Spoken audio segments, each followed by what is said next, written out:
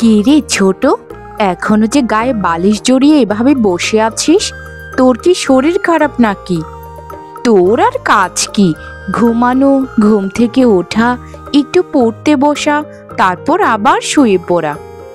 ওঠ রে ছোট, ওঠ, ওঠে একটু বাইরে হাঁটাহাঁটি কর, না হলে তো তোর শরীরটা খারাপ হয়ে যাবে। এইভাবে অলস জীবনযাপন করলে নানা অসুখ বিসুখ তোকে হানা দিতে পারে। ওঠ রে ছোট, ওঠ, এভাবে ড্যাব ড্যাব করে তাকিয়ে থাকিস না তো। না না দিদি, আমি কিন্তু এখন উঠতে পারবো না। যা কাজ আছে তুমি করে নাও দিদি, আমি পারবো না। সারা রাত পড়াশোনা করেছি, শরীরটা অনেক খারাপ লাগছে দিদি, তাই একটু এভাবে বসে আছি। তুমি এক কাজ করো, আমার জন্য একটু চা বানিয়ে নিয়ে এসো। চাটা খেলে শরীরটা একটু সতেজ হবে, তাই না দিদি? যাও যাও দিদি, আর শোনো, মাকে কিছু বলো না কিন্তু। মা যদি শুনতে পারে তাহলে আমাকে কত কথা শোনাবে। তুমি তো জানোই দিদি, মা আমাকে দু চোখে দেখতে পারে না, কারণ তার বড় ছেলের বউ সংসারের সব কাজ করে, কিন্তু ছোট ছেলের বউ তো কিছুই করে না। মায়ের কথা বাদ দে তো ছোট, মা হচ্ছেন সেকেলের মানুষ, তিনি এসব কথা বলবেনই, তার কথাই কিছু মনে করিস না রে ছোট। তোর যা আবদার আছে সব কিছু আমায় বলিস, আমি তোর আবদার সব পূরণ করব, বুঝেছিস? জানিস তো ছোট, আমার কোনো ছোট বোন ছিল না, কিন্তু এই বাড়িতে তোকে এসে পেয়েছি। তুই আমার ছোট বোনের থেকে কম কি অংশে বল? আমি তোকে ঠিক আমার নিজের বোনের মতোই ভালোবাসি রে। শোন, তুই আমার একটা কথা যদি শুনিস তাহলে তোকে চা বানিয়ে এনে খেতে দেব, না হলে কিন্তু হবে না বাপু। আমি জানি দিদি, তুমি আমাকে কি বলবে, বলবে পড়াশোনা করতে, না হলে একটু বাইরে হাঁটাহাঁটি করতে, এই তো। শোনো দিদি, আমি বাইরে এখন হাঁটাহাঁটি করতে যাব, তারপর এসে পড়তে বসবো, আর তুমি একটু আমাকে চা বানিয়ে দিয়ে যাও। আমার লক্ষ্মী দিদি, খুব ভালোবাসি তোমায় দিদি, খুব ভালোবাসি। আহা, আর আমার প্রশংসা করতে হবে না, হয়েছে হয়েছে, আমি তোর চা বানিয়ে দিয়ে যাচ্ছি। আমি একদম আদিক্ষেতা করছি না দিদি, আমি সত্যি করে বলছি, আমি তোমায় অসম্ভব ভালোবাসি। আমার মা বাবার পরে কেউ যদি আমার কথা অনেক চিন্তা করে, সেটা হচ্ছে তুমি।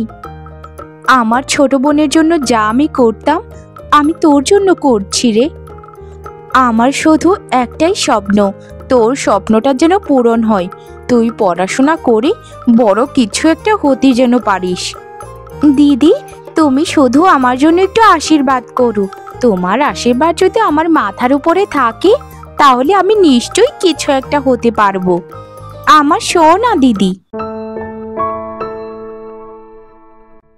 বড় বৌমা, ও বড় বৌমা, ছোট বৌমা, ছোট বৌমা, তোমরা কোথায় গেলে দুজন? তা বলি, সকালে উঠে কি শাশুড়ির কোনো খোঁজ খবর নিতে হয় না যে জীবিত আছে নাকি মারা গেছে? বড় বৌমা তো ঠিকই আছে, কিন্তু আমার ছোট বউটা যে কি বিয়ে করে আনলো ছেলেটা, সারাটা দিন শুয়ে বসে থাকে আর কি যেন পড়াশোনা করে। ভালো লাগে না বাপু, আমি চাইতাম একটা ঘর আমি মেয়ে দেখে বিয়ে করিস। আমার কথা ছেলেটা শুনলো কোথায়? এই যে মা, কি হয়েছে বলুন তো, এভাবে চিল্লাপাল্লা করছেন যে? আমি একটু ছোটর ঘরে গিয়েছিলাম, মেয়েটা সারা রাত পড়াশোনা করেছে, শরীরটা অনেক ক্লান্ত, তাই একটু তাকে চা বানিয়ে দিয়ে এলাম। আপনারও কি চা লাগবে মা? আচ্ছা বড় বৌমা, তুমি একটা কথা বলো তো, সারা দিন সংসারের কাজ করে ওই অকর্ম মেয়েটার দিকে কেন এত খেয়াল রাখো বলো তো? তাতে তোমার কি লাভ? সে পড়াশোনা করে কিছু যদি হয় তাহলে কি তোমায় চিনবে? মা, এটা আপনি একদম ভুল কথা বলছেন। আমি কি কখনো চেয়েছি যে ছোট পড়াশোনা করে কিছু হয়ে আমাকে কিছু দিক? আমি চাই ওর স্বপ্নটা যেন পূরণ হোক। আর ও কি কাজ করতে পারে বলুন তো মা? বয়সে কত ছোট মেয়েটা। আমার ছেলেটা ধনী বাড়ির মেয়েকে বিয়ে করে এনেছে, যে কাজে কর্মে একদম নিষ্কর্মা। তোমার চোখে তো ছোটই লাগবে, আমার চোখে তো লাগে না বাপু। কি জানি তোমাকে কি জাদু করেছে, যার জন্য এত পাগল তুমি ছোট বউয়ের জন্য। হা হা হা। মা, আমাকে জাদু করেনি। আসলে ছোটকে দেখলে আমার বড্ড মায়া হয়। তাকে আমার একদম নিজের মায়ের পেটের বোনের মতো লাগে। কি করব মা বলুন, ভালোবাসাটা তো মন থেকে আসে, তাই না? আচ্ছা মা, আমি যাই, সংসারে অন্য কাজগুলো করি। তা বৌমা, কাজের মেয়েটা কি আসেনি আজ? রান্নাঘরে থালা বাসনগুলো পড়ে আছে, সেগুলো তো ধুতে হবে কল পাড়ে নিয়ে। আর রান্নার দায়িত্বটাও তো ওর।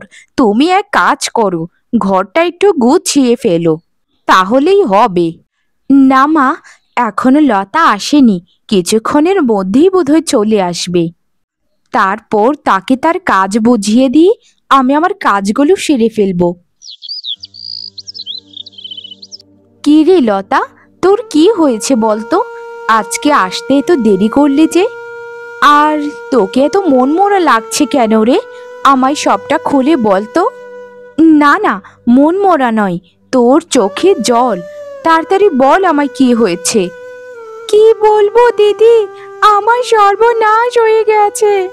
কত কষ্ট করে নদীর পাড়ে ঘরটা বেঁধেছিলাম, কিন্তু নদী ভাঙনের ফলে আজকে ঘরটা পুরো ভাসিয়ে নিয়ে গেছে নদীতে। আমি কি করব দিদি? ছোট বাচ্চাটাকে নিয়ে কোথায় যাব, কিছুই বুঝতে পারছি না গো। দিদি, আজ আমি আর কাজ করতে পারবো না, আমাকে আজকে যেতেই হবে। আপনি তো জানেন দিদি, গিন্নিমায়ের যে রাগ, আমাকে যা নয় তাই বলবে। দয়া করে গিন্নিমাকে আপনি বলে দেবেন, আমি ভয়ে কিছুই বলতে পারবো না গো। আমার এই উপকারটা করুন না দিদি। আরে লতা, এ কি বলছিস তুই? তুই এক কাজ করিস, যাবার সময় আমার কাছ থেকে কিছু টাকা নিয়ে যাস। এত বড় তোর একটা ক্ষতি হয়ে গেল, সেই ক্ষতিটা তো সামলাতে হবে তোকে, নাকি? তোর বাচ্চাটার না হলে ভবিষ্যৎ কি? তুই এক কাজ কর, তুই এক্ষুনি বাড়ি চলে যা, আর আমি এদিকটা সামলে নিচ্ছি। মানুষের বিপদ তো আর সবসময় আসে না, আর বলে কইও আসে না।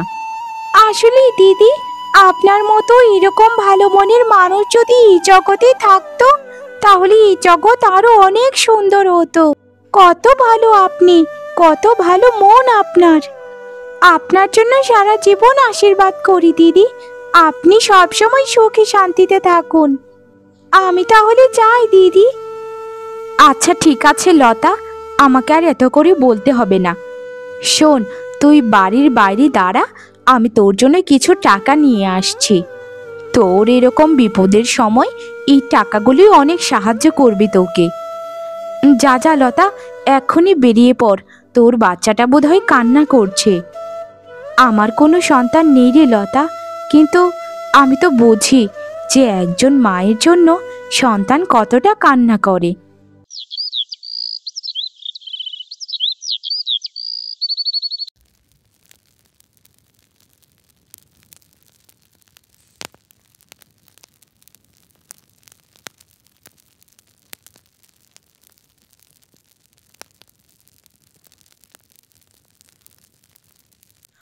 বড় বৌমা, তুমি আজ রান্না করছো যে?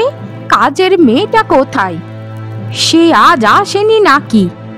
বাড়িটার মধ্যে যে কি শুরু হয়েছে কিচ্ছুই বুঝতে পারছি না। হয়েছে কি মা, লতার খুব বিপদ। নদী ভাঙনের ফলে তার বাড়িটা ভেঙে গিয়েছে, তার ছোট বাচ্চাটাকে নিয়ে খুব কষ্টে আছে। সে আমার কাছে কত আকুতি মিনতি করলো, তাই তাকে আমি ছুটি দিলাম। বললাম যে যা লতা, তুই বাড়িতে যা, তোর কাজগুলো আমি করব। বা বাবা বাবা বা, কাজের মেয়ের কাজগুলো তুমি করবে আর ছোট বউয়ের কাজগুলো তুমি করবে? তা তুমি কি একজন বিরাট বড় কাজের লোক হয়ে গেছো নাকি? মাসে মাসে তো ঠিকই মাইনেটা খুব ভালো মতোই নেয়, আর কাজ করার সময় যত বাহানা। বাদ দিন না মা, বিপদ তো আর সবসময় মানুষের আসে না, আর মানুষের বিপদে মানুষকে দাঁড়ানোটাই তো মনুষ্যত্ব। লতার জায়গায় নিজেকে কল্পনা করুন মা, তারপর বুঝতে পারবেন যে জীবনটা কত কষ্টের। জীবনটা কত কষ্টের সেটা আলাদাভাবে বুঝতে হবে না আমায়। ছোট বৌমা যা কেলমা দেখাচ্ছে সেই কেলমাতেই আমি বুঝে যাচ্ছি। সারাটা দিন একটা বই নিয়ে গুজর গুজর ফুসুর ফুসুর করতেই থাকে। বুঝি না বাপু, সে কি যে করতে চাইছে কে জানে।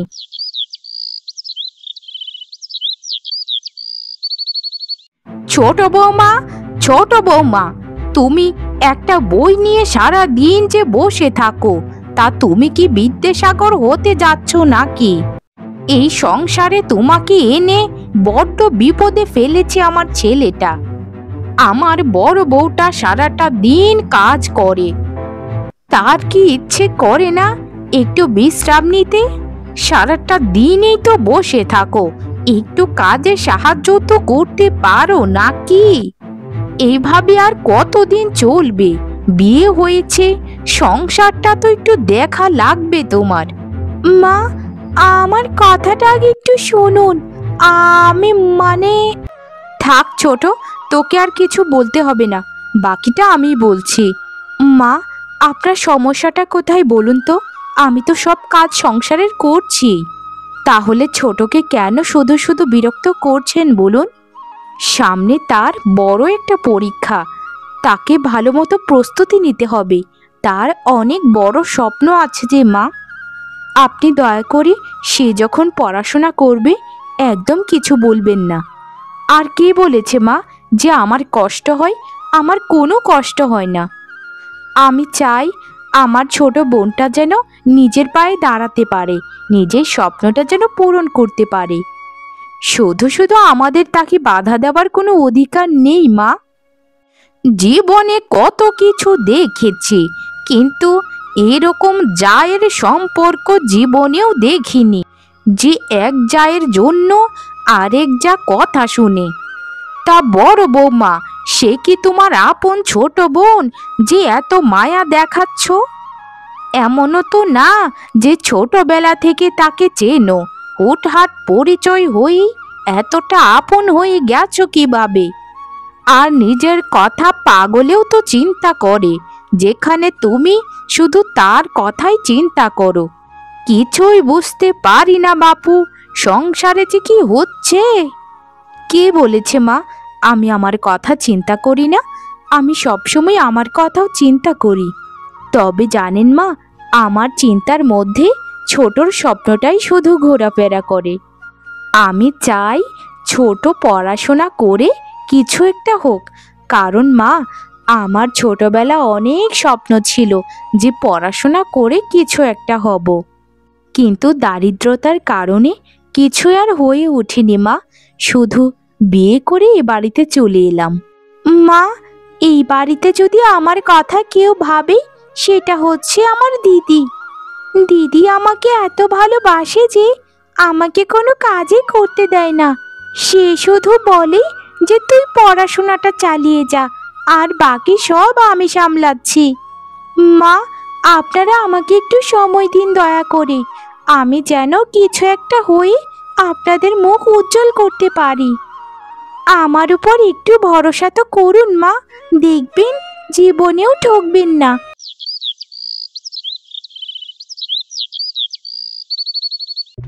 বাবা বাবা বাবা, বড়লোক বাড়ির বড় বউয়ের অবস্থাটা দেখ রে কুসুম, কি একটা ছিঁড়ি অবস্থা। সারাটা দিন পড়ে পড়ে কাজ করে। তা বড়লোকের বউ, তোমাদের কি কাজের লোক নেই বাড়িতে? সারাটা দিনেই তো দেখি শুধু কাজ আর কাজ করো। এটা কেমন কথা বলছেন দিদি? নিজের কাজ নিজে করব, এটাতে লজ্জার কি আছে? আর আমাদের কাজের লোক রয়েছে দিদি, আসেনি আজ। আর আমাদের কাজ আমি করব, তাতে আপনাদের সমস্যা কি বলুন? সমস্যা তো নেই, কিন্তু একটা কথা শুনেছি, সেটা কি সত্যি নাকি? তুমি নাকি তোমার ছোট যাকে খুব পড়াশোনায় আগ্রহ করে তুলছ। সে নাকি পড়াশোনা করে বড় কিছু একটা হতে চলেছে। দেখুন দিদি, পড়াশোনা করা কি অপরাধ? আর প্রত্যেকটা মানুষেরই নিজস্ব একটা স্বপ্ন আছে। আমি শুধু ছোট স্বপ্নকে সায় দিয়ে যাচ্ছি, আর কিছুই না। এক একজন মানুষ এক একটা স্বপ্ন দেখে। কেউ গৃহিণী হবে, কেউ নিজের পায়ে দাঁড়াবে, এটাই হচ্ছে কথা। কে জানে বাপু, আমাদের বিয়ের পর কোনো স্বপ্ন টপ্ন ছিল না। বড়লোক বাড়ির বউদের যত বড় বড় চাহিদা। শুনেছি তোমার ছোট যা নাকি অনেক বড়লোক পরিবারের। তাই তো এরকম চিন্তা ভাবনা। আমরা যে গরিব ঘরের মেয়ে, তাই আমাদের চিন্তা ভাবনা ওরকম কোনো দিনও ছিল না। জানি না পড়াশোনা করে সে কি হবে, তবে দিন শেষে তাকে বাসনই মাজতে হবে। হা হা হা হা। চলো গো চলো, আমরা এখান থেকে চলে যাই। বড়লোক বাড়ির বউ বলে কথা।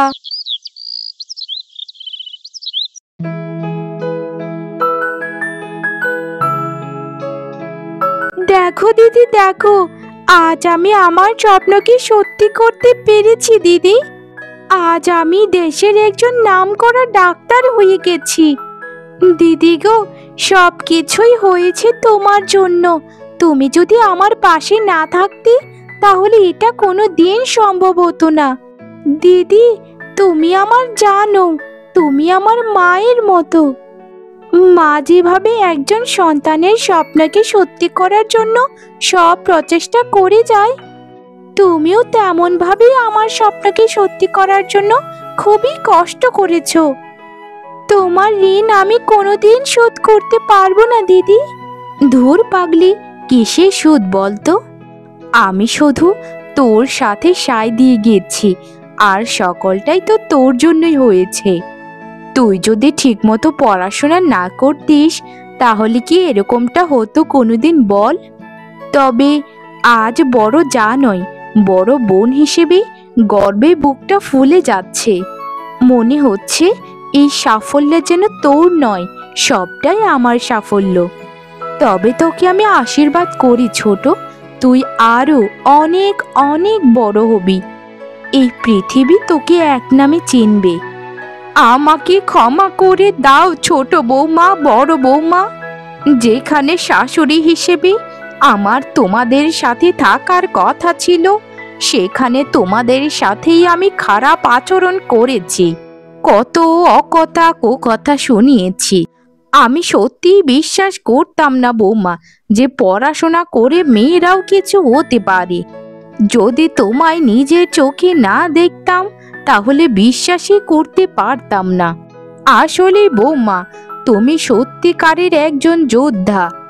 জীবনে এরকম সম্পর্ক খুব কম দেখেছি, যেখানে ছোট জায়ের জন্য বড় জায় এত ছাড় দেয়। তোমাদের এই বাঁধন যেন সারা জীবন অটুট থাকে।